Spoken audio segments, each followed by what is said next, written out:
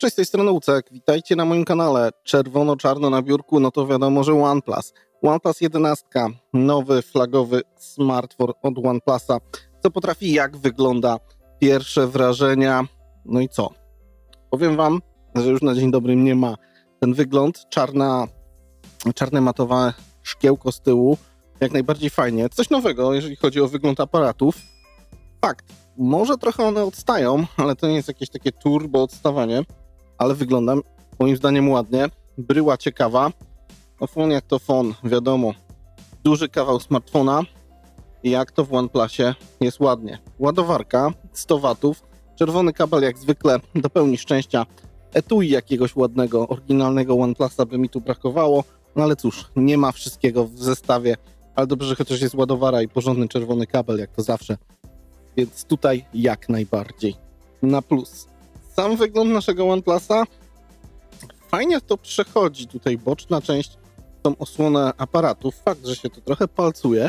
Wygląd ładny. Jest to, co jest w iPhone'ach i to, co jest w OnePlusie, czyli przycisk do ustawiania albo wyciszenia wibracji, albo normalnego trybu działania. I to fizyczny. Nie trzeba nic klikać, tylko macie go tutaj od razu.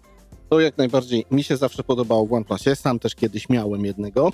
Bardzo dobrze go wspominam. Przycisk Power. Od dołu głośniki. Od razu powiem, że są dwa i jest naprawdę fajnie w tym temacie, bo już go słyszałem. Jeżeli chodzi o tackę, z jednej strony karta SIM, z drugiej strony karta SIM, więc tutaj nie poszalejemy, jeżeli chodzi o pamięć. Występują dwie wersje, ale o tym myślę, że później. USB Typ-C głośniki to mamy. Z lewej strony głośność. Dosyć twardo chodzą przyciski. To muszę zauważyć, że jakieś przypadkowe kliknięcia raczej nie wchodzą w grę. Dodatkowy mikrofon, paski antenowe, jak i również też głośnik do zestawu stereo.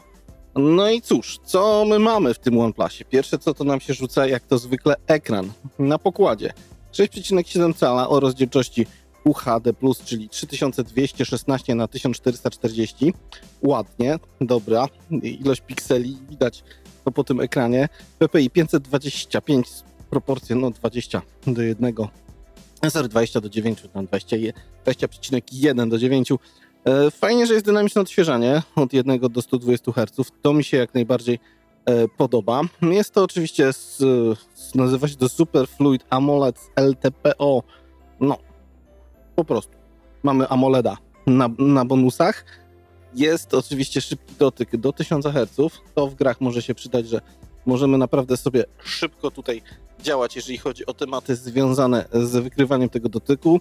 Wyświetlacz, jeżeli chodzi o głębię kolorów 10-bitowa, obsługa przestrzeni barwowej P3, Corning Gorilla Glass Victus na pokładzie, chociaż wiem, że ono się rysuje, bo już małe, drobne ryski niestety OnePlus ma. Co możemy tutaj zobaczyć? Na pewno, że jasność jest dosyć wysoka. Zmierzę ją oczywiście, będzie info w filmie, ale widzę, że dobrze i mocno smartfon nam świeci. Jeżeli chodzi o ustawienia tego wyświetlacza, co my tutaj mamy? Oczywiście włączmy już od razu tryb ciemny, no bo to jest podstawa.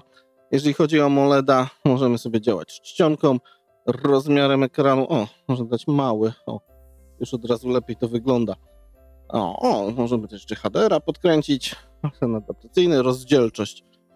Właśnie, widzę, że w standardzie nie ma odpalonej najwyższej. Jak mamy najwyższą, to niech będzie najwyższa. Trudno, bateria może się trochę zużywać. Częstotliwość odświeżania też bym zostawił jak najbardziej wysoką, no bo po co mieć mniejszą? Chociaż chyba, że bardzo potrzebujecie baterii, no to wiecie, trzeba tutaj sobie pozmieniać. No i praktycznie z ekranowych rzeczy myślę, że tyle. No ciekawe, jak to zwykle w OnePlusie animacja przy odpaleniu. Jak widzicie, tak działa czytnik, to rozpoznawanie twarzy. Petarda. Ja jestem za mikrofonem, aparatem. Szybko działa. No, jeżeli chodzi o przycisk czytnik linii papilarnych w ekranie, no jest turbo szybko tak samo. Bez zastrzeżeń, naprawdę. Pod tym względem spoko. Co mamy wewnątrz? Czym jest napędzany najnowszy OnePlus 11? Mamy tutaj Snapdragona 8 Gen 2, bardzo fajnie. Adreno 740, 8 lub 16 GB pamięci RAM. Ja mam 16, grubo. I również pamięć 128 GB UFS 3.1 i 256 UFS 4.0. I też tutaj jest 4.0, czyli 256 GB No więc kurczę, posprawdzamy w testach, szczególnie sugeruję zobaczyć testy Androbench, który pewnie ponagrywam i zobaczycie, co robi szybka pamięć, więc konfiguracje są dwie dostępne, 8128 albo 16256. Grubo, więc to myślę, że fajna sprawa. Na pokładzie Oxygen 13, czyli tak naprawdę Android. Co my tutaj mamy? Wersja Androida 13, jak widać zabezpieczenia 5 kwietnia, mamy końcówkę czerwca, no jeszcze ok. Widać, że tutaj nie ma jakby comiesięcznej aktualizacji w OnePlusie, no ale spoko, dobrze, że jest. Co mamy z ciekawych jakichś funkcji specjalnych, dodatków? Zobaczmy, co tu jest. Ustawienia. Nie widzę czegoś bardzo wyjątkowego. Zielony ekran. No. Da się ukryć, że OnePlus to jakby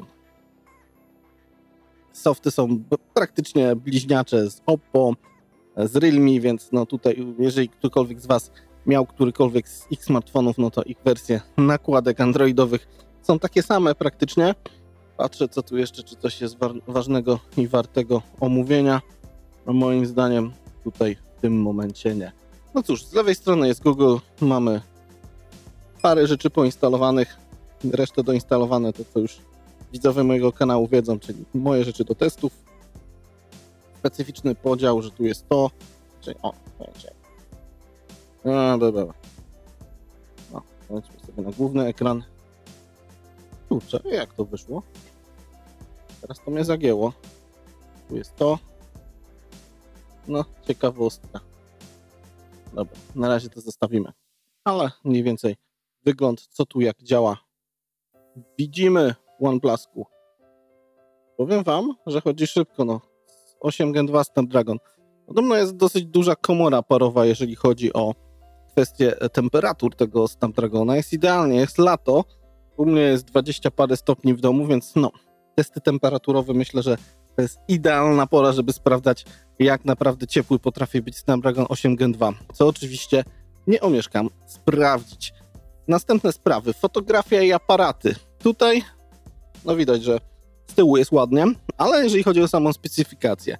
Matryca główna od Sony IMX 890. Światło 1.8. Mamy optyczną stabilizację plus elektroniczną. Spoko, 50 megapikseli. Zobaczymy, jakie tu będą foty. Ultra szerokokątna. O świetle 2.2 też Sony IMX 581. Tutaj jest 48 megapikseli. I mamy jeszcze obiektyw portretowy. Ciekawe, teleobiektyw portretowy, tak to się nazywa. Też Sony IMX 709. 32 megapiksele, światło 2.0. Ok. I coś, co jest rzadkością, albo pierwszy raz widzę w smartfonie. Jest to 13-kanałowy identyfikator koloru światła Acuspectrum, czyli spektrofotometr jakiś, coś w tym stylu, co patrząc na zdjęcie odpowiednio dobiera Wam kolorki w tych fotkach, więc no zobaczymy, jak to będzie się sprawdzać na żywo, nie ma co tu opowiadać, po prostu pocykam fotki i zobaczymy, co tam będzie potrafił robić ten aparat. No i lampa błyskowa, dwukolorowa, to już sami widzicie. Co nam OnePlus potrafi robić, jeżeli chodzi o zdjęcia? Widać, że świeżo odpalona aplikacja. Są zdjęcia szerokie, są zdjęcia standardowe. Mamy dwukrotny zoom, mamy piąteczkę, no to już cyfra, wiadomo. 10, no aż do 20 krotności coś potrafi nam powiększać. Tryby Ultra Night, wiadomo, co tam się dzieje. Wideo właśnie, sprawdźmy sobie, jak wideo jest przechodzenie między matrycami. I jest, widać w których momentach nam ten obraz delikatnie przyskakuje. O, teraz było i drugie. Czyli przechodzi nie do końca płynnie między matrycami, więc jak będziecie się chcieli zoomem bawić, będą dwa zgrzyty, tak to nazwijmy. Portrety, no to wiadomo. A właśnie, no oczywiście całe funkcje fotograficzne są zrobione w współpracy z Hasselbladem, więc o tym nie powiedziałem, ale to chyba już większość fanów OnePlusa wie, ale już pierwszą rzecz widzę, że na przykład między matrycami widzicie, jest różnica w czerwonym kolorze, więc no ten czujnik światła, no widzę, że nie do końca działa. Tu jest jeden kolor czerwony, tu jest drugi. No, zabawne. Dodatkowe jeszcze, że tak powiem, tryby możliwe. Co tutaj widzicie, jest dwóch kamer naraz poklatkowe, dłuższa ekspozycja firmy Panorama, profesjonalny X-Pan. Co to jest? Aha. No coś takiego. Pobawię się później, zobaczymy. Co dalej, jeżeli chodzi o zestaw? Mamy oczywiście baterię 5000 mAh na pokładzie, ładowarkę 100W. Fajnie, no powinno to szybko się ładować. Jeszcze w dodatku bateria jest podzielona na dwie sztuki jakby. Czyli macie dwie baterie, które mają po 2500 mAh, więc no ładowanie będzie szybkie.